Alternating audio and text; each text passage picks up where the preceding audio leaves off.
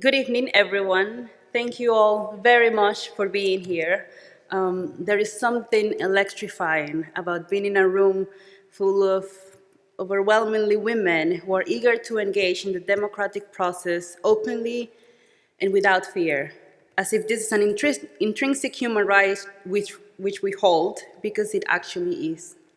Thank you to the event organizers who have been planning this for quite a long time, to my fellow speakers, and to our security team.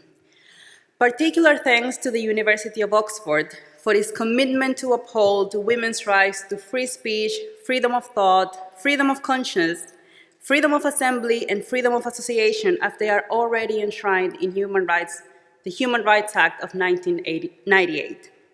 The University of Northumbria paved the way in May 2018, and today the University of Oxford joined them in this regard. Academic freedom is not just words on a paper. It is about creating a climate in which academics are free to voice their opinions, knowing that their institution will, at the very least, strive to protect them from abuse and intimidation, which might arise from their engagement in academic and democratic debates. It is high time that academia stood up to the bullying, abuse, and intimidation to which women in particular are subjected to on the issue of sex and gender in universities across the United Kingdom. And I think that the University of Oxford deserves a round of applause for doing that tonight.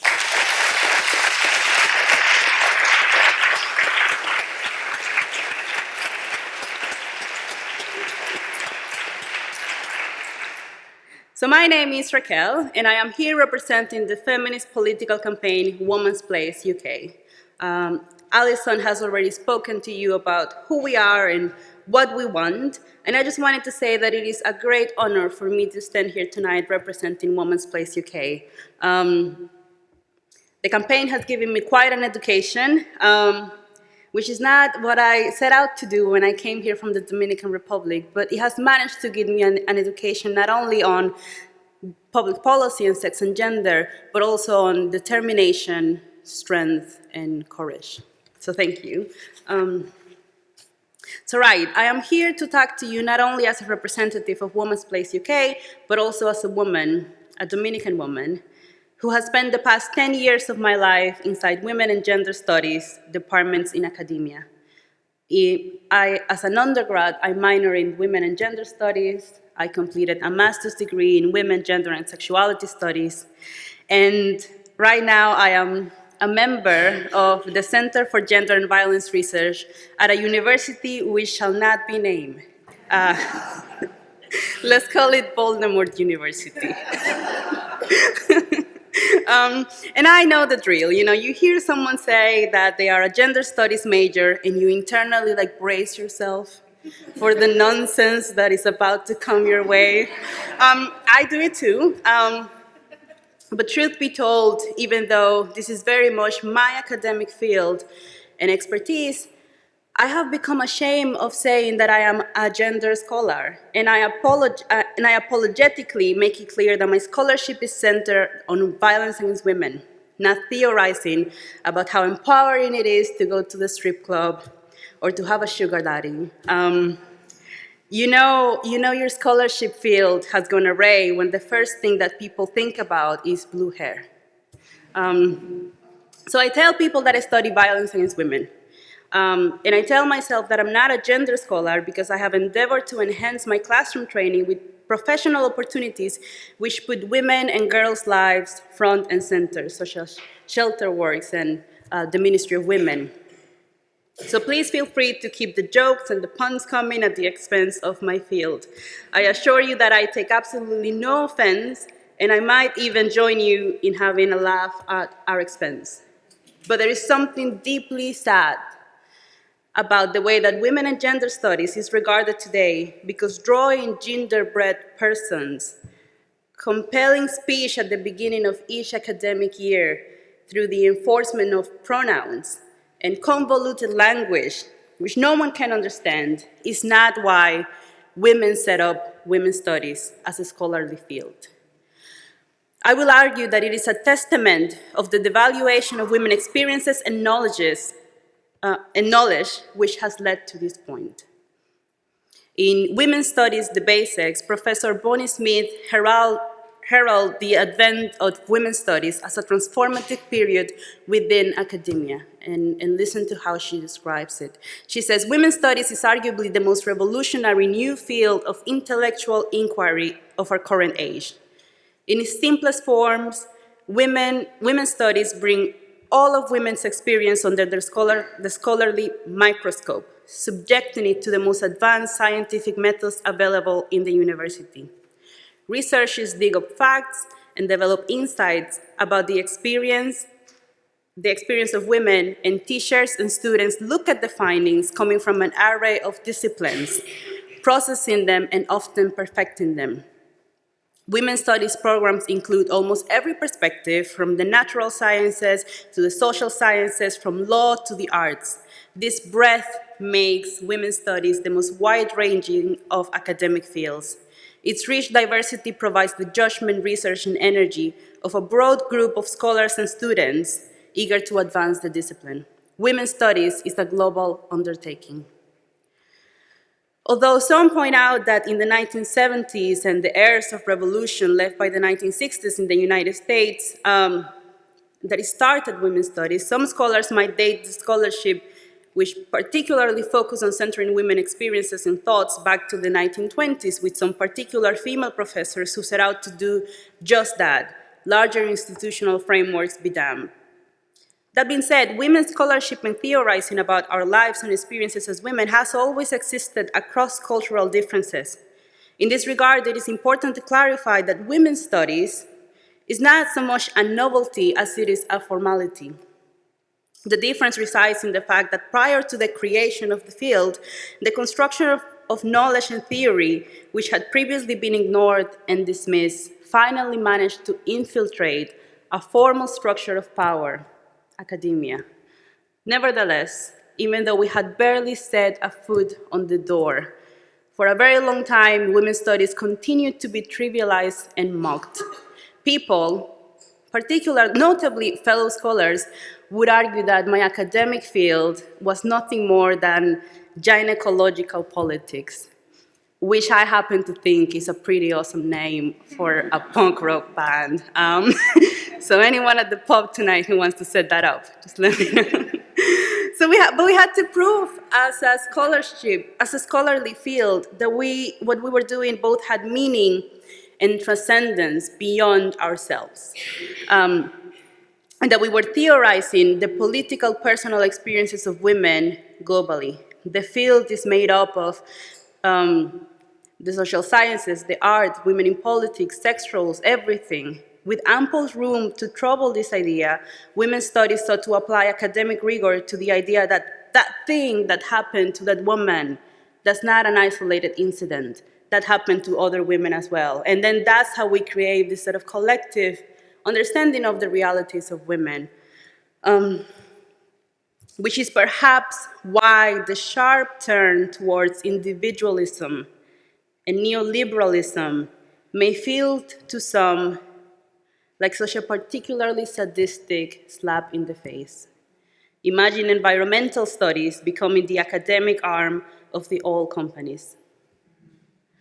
So women's studies was both within and grew alongside the women's rights movement, and the fruitful interaction between women inside and outside academia that was and remains the social contract of women's studies, my academic field. It was from its inception a collective and a collaborative global project. Women's studies was never intended to become a top-down, elitist, aristocratic view of society. Its credibility resided not in the fact that we held space within higher education institutions, but that women's studies was a tool to exchange knowledge about women's lives, which would result in transforming both the structure within universities, but most importantly, transform society at large.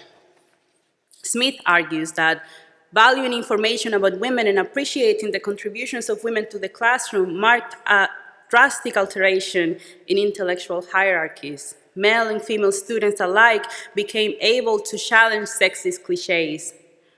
And they actually did so. They had the facts at their fingertips, and women in particular gained a newfound confidence. The simple phenomenon of women, both students and professors, speaking authoritatively on what was the male space marked a dramatic change in the classroom and in academia at large. So what has happened? I suspect that a number of factors might have contributed to the debasement of women and gender studies. And one day, several books will be written on this topic, probably by me, because I'm obsessed with this. But among the factors which may have contributed to what is happening to my field, I would argue that the pressure to not center women and girls as the reason the threat of an academic field is a factor. The lack of funding, unless the program centers both sexes. Female socialization, oh, there's other people whose struggle is more difficult than women. Why are you only focusing on women? That's a factor. Comparatively more administrative support for initiatives which deviated from the intended purpose of women's studies, such as PhD projects who focus on pro-sex trade lobby research or queer theory courses, and just the cold hand of a patriarchal, racist, and capitalist infiltration of my field.